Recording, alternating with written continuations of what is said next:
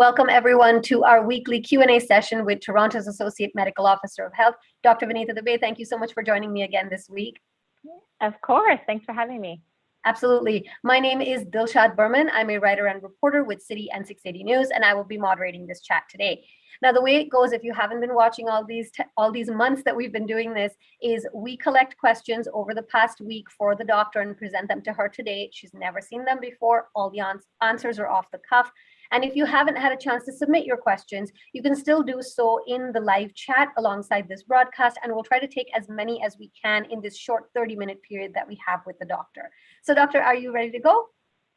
Yeah, let's go.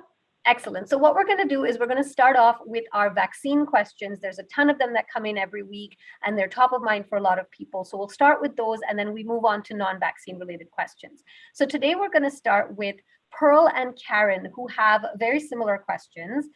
So essentially they're asking, why isn't anyone talking about treatment for COVID-19? We went straight to vaccines, which don't seem to be as efficient. So why aren't we investing more funds in finding a treatment? Well, actually, that's all we had actually originally were treatments for COVID-19 vaccine. And certainly there is ongoing research for the treatments. I'm a public health doctor, so I actually prefer to prevent an illness rather than to treat it. So that is my philosophy of medicine, if you will.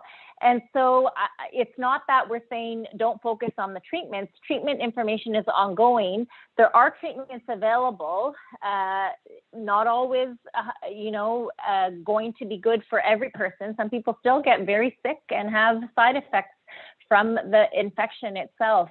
And so the point of the vaccine is not only to prevent the infection for the person, but also from a societal level. If we just let people get sick and are treated, they have to actually see someone, a healthcare provider, a physician, in order to get that treatment. And we actually don't have that much healthcare capacity to be able to have that in place as well.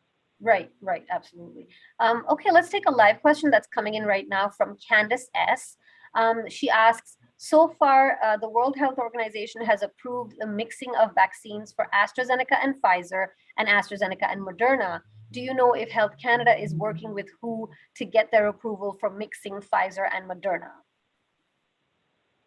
Okay, so I think the WHO clearly states that it's up to each of the local jurisdictions, like Canada, to come up with recommendations for their country, for their residents, based on the supply, really, or the circumstances where they're at.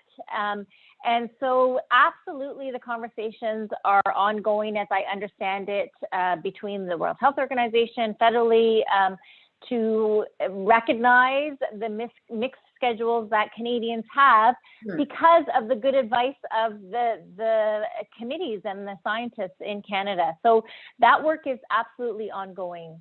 Right, because a lot of us have actually gotten the Pfizer and Moderna mix for sure, because recently we had no Pfizer, we only had Moderna. And again, like you said, based on supply, we've had to mix those vaccines.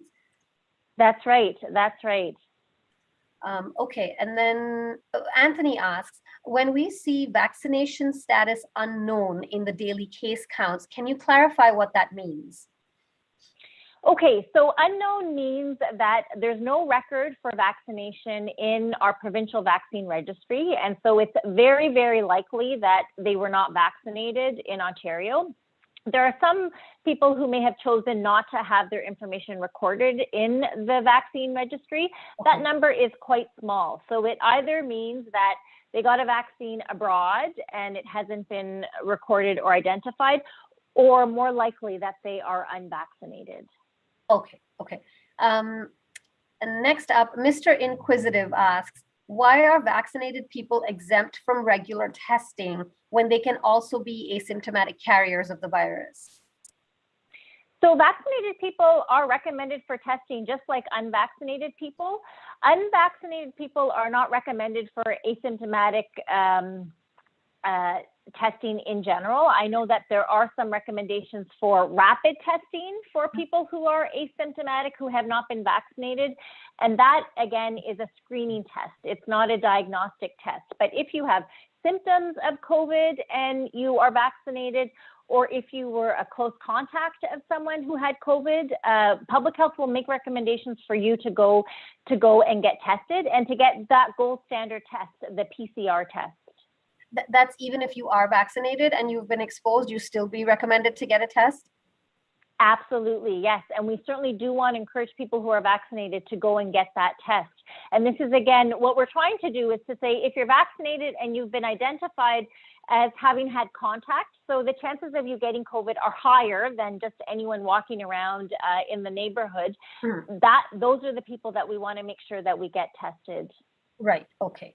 Okay, let's move on to Tanya's question. Tanya asks, now that our 12-year-old grandkids are back at school, how do vaccinated grandparents with no pre-existing conditions visit unvaccinated grandchildren and vaccinated parents? That is it the same protocols as before? Can we be unmasked with the parents, but we have to mask with the grandkids?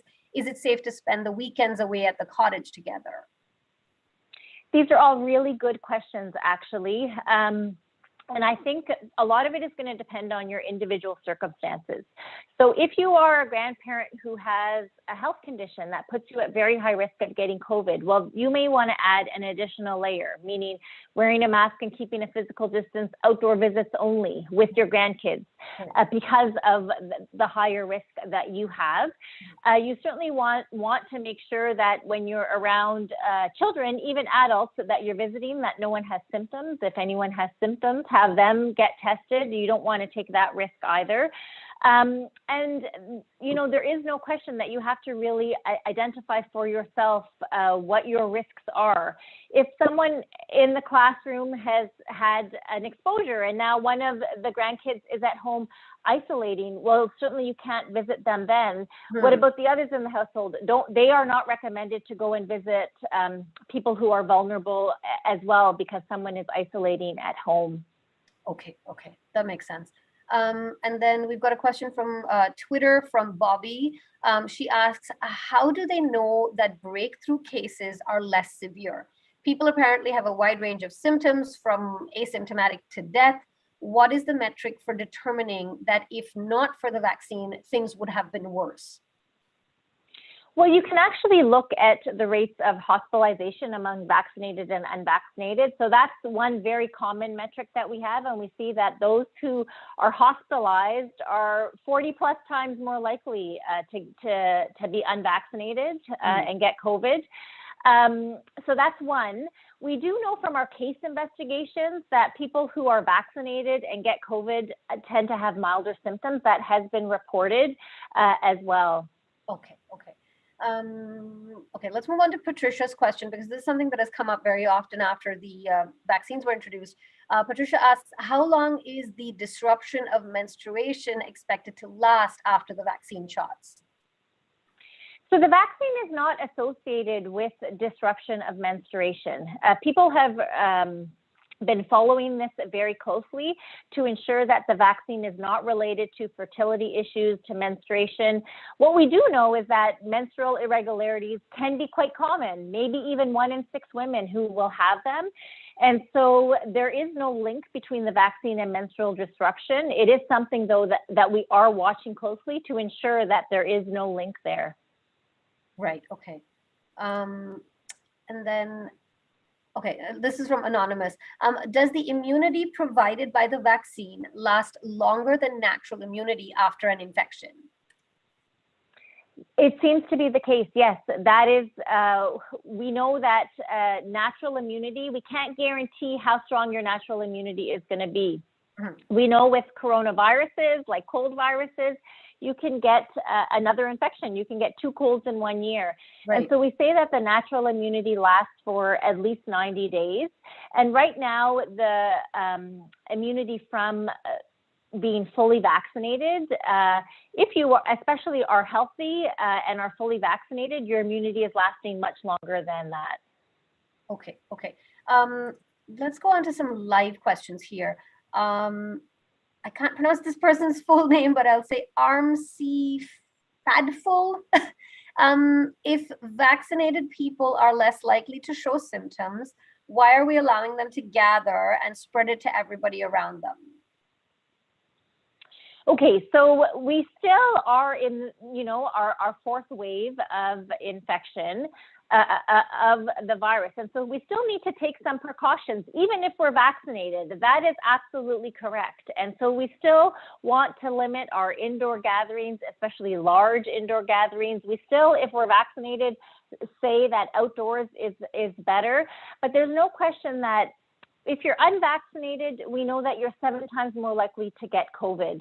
And so, again, that risk dramatically drops among those who are vaccinated. But even among the vaccinated, if you have symptoms, you should not be attending work or school or gatherings as well. Right, absolutely. And there's a question coming in from Candace on YouTube, but she says, kid question from Zoe. So I'm assuming this is a question from a child. Can COVID spread to and from pets? And are pets able to get a vaccine of some sort? So humans can actually give COVID to pets. There have actually been dog COVID in Ontario. Right. We know cats have gotten COVID, big cats even, lions and tigers at zoos, for example. So, and it's expected that they are getting it from humans, but it's not clear whether they can spread COVID back to humans. Okay, and so I think the bottom line, what we recommend is if you're sick, if you have symptoms, take precautions even for your pets as well. Right. And there's, I mean, not that we would know this, but there's no pet vaccine yet in terms of COVID. That's right. I'm not a veterinarian, but Right. I have not heard of a vaccine for COVID-19 for pets yet. Okay. And then let's take a live question coming in from our website here. Sean asks, COVID is supposed to become endemic. What will things be like at that stage? Will we still be living like today, or will we treat it like the flu, where we will accept some amount of risk in order to live our normal lives? That's exactly right, actually, that when COVID becomes endemic, we will expect to see a seasonality to it, for example, that we know it will come, we will prepare ourselves, but we will have the healthcare capacity to deal with the infections as they occur. And what's different now, why we say we're still in the pandemic, is because if we don't have these controls in place, we will have a lot of COVID that will overwhelm our healthcare system. We're not at that stage where where the endemic COVID is actually able to be controlled enough without these additional controls. Right. Let's go back to our submitted questions. Christine asks, do vaccinated people who get COVID get the long hauler syndrome? That is not clear. There still is not enough research out there to be able to prove yes or no. We do know, I mean, if you get a milder COVID, you're not likely to get more severe symptoms in a long COVID if you develop long COVID. But I don't have a direct answer for you right now, except to say that that's something under real active scientific investigation. Right.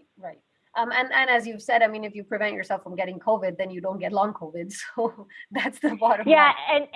And if you're vaccinated and you get COVID and you get a milder case of COVID, again, if you get long COVID, I would imagine that the long COVID that you get are milder symptoms compared to, if you had a more severe case of COVID. Right. But we're still looking into that. Yeah. Right. Understood. Okay. And then let's go to Sheila's question. Sheila asks, can a group of people who are all double vaccinated gather for dinner without masks and social distancing? Well, actually, the answer is yes, because you can go to a restaurant, right? I mean, in a restaurant, you can sit at a table with people that you don't live with, and you take your masks off and you're in an indoor setting. And so I think, of course, being a group of vaccinated people lowers the risk. I would take it outdoors, go to the patio. That will, again, lower the risk further. And make sure that you tell the people that you're going with, if you have symptoms, please don't come. Right. Absolutely. And then Jay asks, in your opinion, will COVID-19 booster shots become a yearly requirement? Do you think it's possible that it will be even more frequent than once a year? So this is under active scientific investigation as well, too. I don't have an answer for you. I think the data is continuing to come in to tell us how long does the immunity last? Will the virus change? What about hospitalizations and deaths, being protected from them for the vaccine compared to preventing infection? These are all the questions that actually we're looking at. And hopefully in the coming days, weeks, months, we will have more clear answers on this. Right. And then this is not something I'm familiar with, so let's ask this question. Jeff asks, why does the vaccine target ACE2 protein when it is used for inflammation and clotting?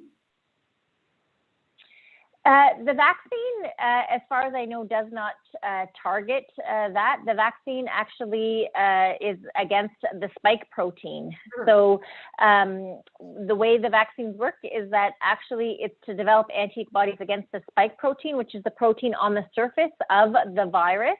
And that's how you develop immunity. And so if you're infected, the spike protein is what attacks the cells and you have immunity against that. And so your body fights against the virus. So you don't actually get the infection or get a bad infection most of the time. Right. Okay. Okay. Wayne has an interesting question. I'm assuming they dropped this question in last night. So they say, tonight at a dinner at our party was surprised to learn that our server was not vaccinated. He was within 2 meters distance and he was wearing his mask below his nose while he was serving us, and it made us very uncomfortable. So if restaurants don't have a policy that all their staff has to be vaccinated against the virus, is it possible for public health to mandate that they at least post a sign outside the restaurant stating that all of their staff are not vaccinated so that people have a chance to assess their own risk before, entering the restaurant? It's a really good question. Ontario's vaccine certification process, which is supposed to be coming in days really, is, as I understand it, directed to customers, though I haven't seen the regulations yet. Workplaces, though, are recommended to have a workplace vaccination policy for their staff. And so at Toronto Public Health, we have made a recommendation to workplaces to have a vaccination policy for their staff. It is a recommendation right now, and I would absolutely urge all workplaces to have those policies. And I think when you are booking, a reservation at a restaurant, you could ask the restaurant, do you have a vaccination policy for your staff? Right, absolutely right. And then let's go to a concerned Canadian. Okay, actually, we've come to the end of our vaccine questions, so we're going to go into non-vaccine related questions. Concerned Canadian asks, are all the Afghanistan refugees tested for COVID before they enter Canada, and are they quarantined? I think this is more of a federal question, but doctor, if you might have some insight. Well, we know that I don't know specifically what the protocols are for the Afghan refugees, but I do know that when you travel internationally, there are testing requirements, and it would be the same for this group, who would be required to maintain those testing requirements when they enter Canada. Right. And let's grab this live question coming in on our website. Happiness asks, who is catching the Delta variant? Where are they catching it? And are they wearing masks? Okay, well, the Delta variant in Toronto and even in Ontario is the cause for most COVID cases. In Toronto, probably 90% of our cases are because of the Delta variant. We know that it spreads more easily. It depends on who you are in terms of how you're getting it. We know for children, they're often getting it in the home. Someone at home has it and is spreading it to them. That's the commonest way that they're getting it. We know even beyond children, though, people identify that they have someone in their house or a close contact who had COVID, and that's how they're getting it. And then the community is the other way that people are often saying that they're getting COVID. And so this is, you're out and about. You're going to a restaurant. We've heard from our viewers here, right? Going to a restaurant. Yeah. Going to this place or that place. Can't always pinpoint exactly where you got COVID, but the more interactions you have with others, that is how COVID can spread. And then the last category is travel. Travel is still a predominant way that people are getting COVID as well. Okay. John asks, here in Canada, and I'm sure elsewhere, all you get is go home, and if it gets worse, come back, and hopefully we will save you, or you can die alone. All efforts are on lockdowns, masks, social distancing, and vaccination, but nothing on how to treat yourself. Why is that? If you get COVID, what can you do to help yourself to recover? Yeah, good question. We actually have some guidance on our Toronto Public Health website on what to do if you have COVID. The guidance really is to, first of all, seek medical attention if you need it. Please do not hesitate. Like, call 911 if you need to, go to the emergency department, call your family doctor if you need medical attention. You want to make sure that you stay hydrated. I mean, this is the case for all infections. Dehydration can be a very big problem. So you have to drink plenty of fluids. If you're vomiting and can't keep things down, that probably means you either need medications or need to seek medical help. Rest, we know, is really important. You also want to take precautions in your home so that COVID doesn't spread to others. But you also want to keep a close eye, have someone keep a close eye on you. To check in with you to make sure that you are doing okay. And if you need medical attention, please do seek medical attention. You can take over-the-counter medications as well. For example, if you have a fever or your muscles are aching. But if you're not sure, consult with your doctor or nurse practitioner or the emergency department. Okay. Let's go to a live question here. Is Canada going to mandate vaccines, and how do you think the government will enforce that mandate? Okay, it's hard to, I mean, it's a very big question, mandate vaccines. What exactly does that mean? We've seen different levels of government and different organizations have vaccine requirements. I like to use the word vaccine requirement. Mandating vaccines to me makes it sound like someone will give you a vaccine against your consent, and that will not happen. You will always have to consent to receive vaccinations. And so we've seen workplaces have vaccination policies. In schools now, teachers and staff working in schools have vaccination policies. Long-term care, in hospitals, for example. And then with the vaccine certification, in order to go to certain places, you need to be vaccinated at the federal level to travel. So there are certainly requirements for vaccination that are in place. These are all vaccine requirements. Right, absolutely. But I think that the fear that a lot of people have is exactly like you said, they'll probably be forced to do it without their consent. But we've never done that for any vaccines throughout Canada, right? In order to get the vaccine, the healthcare provider who's giving you the vaccine needs informed consent. And so I think what you will find, though, is that if you're unvaccinated, maybe your choices of what you can do or can't do might change. Right. But that doesn't mean that someone will give you a vaccine against your consent. Right. Okay, let's jump back into our submitted questions. Claire asks, do we have numbers for children under 12 who are hospitalized? And does Toronto Public Health have the power to advise schools to close if the province doesn't announce a full lockdown? Okay, so yes, there is information on cases in children and severe cases in children. Right now, there are no hospitalizations in Toronto as of Friday that I was aware of related to COVID-19. So that was good news. It's certainly something that we're keeping a close eye on, especially understanding what's going on in other parts of the world. Toronto Public Health certainly does provide guidance to schools on dismissing cohorts, for example, closing schools sometimes based on COVID activity as well. Right, but would TPH possibly have sort of jurisdiction to say, we're telling all schools to close down, whether or not the province is actually in lockdown?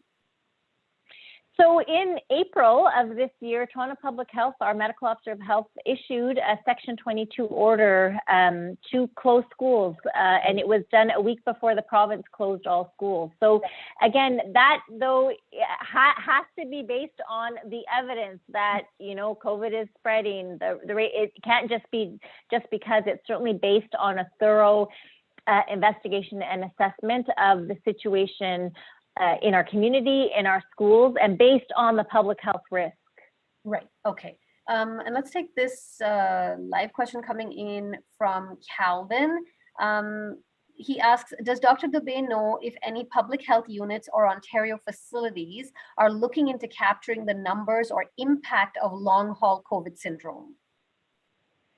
Okay, good question. So right now, long haul COVID is not reportable. Like that is the mechanism that we use to be able to, because we don't see patients. Public health does not see patients directly. It's the clinicians who then report to public health, and long COVID is not a reportable illness. But I think that this is a really good question. How can we understand what the rates of long COVID are? And so there are clinics in the city that are assessing this, and there is research being done internationally as well to try and understand what the rates are.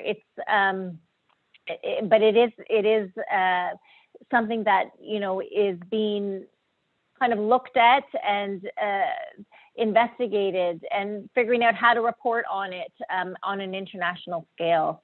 Right. Even deciding what to call it, Right. There have been conversations on that as well.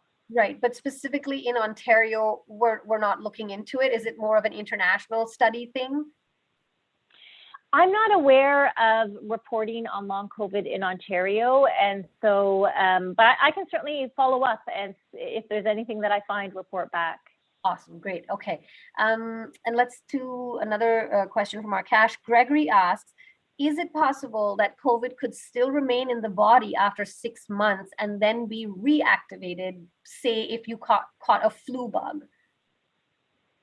Yeah, it's a good question. I mean, we see that with some viruses that, with chickenpox, for example, you have your chickenpox, the virus, some of it can stay dormant in what we call the dorsal ganglion, so in your nerves, and then years later can come out as shingles. I have not seen reports of that related to COVID-19. It is a very new infection, though. And so we do recognize that we need to keep a very close eye on this virus to see if that is something that could be possible down the line. Right. I think so far, when we've been talking all these months, Doctor, we've said that you can catch COVID again, which is like a fresh infection, but we're not quite sure if it's the old infection that got reactivated.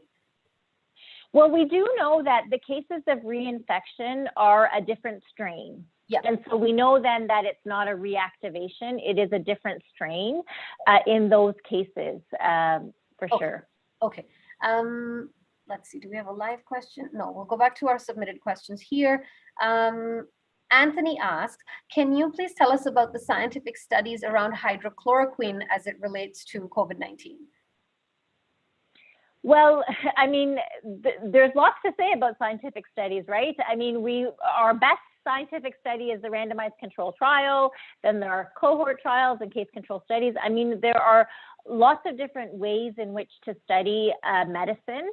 And when you look at the evidence, you're not looking at one particular study either. You're looking at the body of, all of the studies combined. Are they showing a consistent direction for positive or negative? And so again, that is, hydrochloroquine is not used as a treatment for COVID right now. But if the studies that are ongoing show that there is a benefit from it, then it is something that could be considered in the future. Okay. And Mick Figgy asks, why do you think that some school boards didn't put children into cohorts this year? My daughter's school of 300 plus kids is overcrowded and doesn't allow for any social distancing. Okay, so the concept of a cohort is actually that the child is in a classroom. That might be another way to say it, is the classroom is considered the cohort in most cases.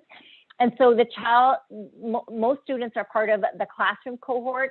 Mm-hmm. If you go to before or after school care, you might be in a before or after school cohort. If you're on a bus, you might be part of a bus cohort. So each student can be part of more than one cohort. But the idea here with the cohort is to be able to know which children are interacting with which other children. Right. And so if someone in the cohort, whether it's on the bus or in the classroom, gets COVID, is at school and they're contagious, you know who could have had close contact. Without having to interview all of the students who are in the class, you just assume that they all may have had close contact and you dismiss the whole cohort. So And the idea behind the cohort is that you recognize that it's not always possible to keep a physical distance at all times. So for example, if you're on a school bus, there's more students going to school this year. It may not be possible to keep a physical distance at all times. And so we identify the bus cohort, for example. Right, okay.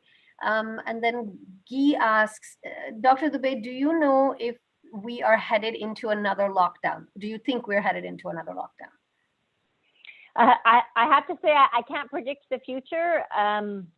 My hope is just like the rest of you that COVID stays under control, is under control, so we do not need a lockdown. I can certainly tell you that vaccines are one difference this time around, and are really our hope against a lockdown. And so, you know, each additional percent that our vaccination rates increase, that will help to prevent the spread of COVID, which will help to prevent a future lockdown for sure. Right, absolutely. And we just have 1 minute left, so I'm going to squeeze in this last question. Tiffany asks, why do we have higher case numbers than we did last year? Okay, so our case numbers are looking at all cases, and I think we recognize that with the Delta variant, it spreads more easily, and so you can expect that you might get more cases of COVID, but we know in the vaccinated, it is a milder infection, and so that's why we're actually looking less at the total case numbers. The case numbers tell us how much COVID we have and how much actually could have been spread to others, but what we actually want to look at in particular for this fourth wave is hospitalizations, deaths, those severe illnesses, and especially what impact that is having on our healthcare system. Right. Okay. And that brings us to 1 o'clock. Thank you so much, Doctor, once again for joining us this week. If we didn't get to your live questions, I apologize, but we will have the doctor back with us next week. And so we'll try to get to them then. For now, we'll sign off. Thanks again, Doctor. Okay. Thanks. Bye-bye. Bye-bye.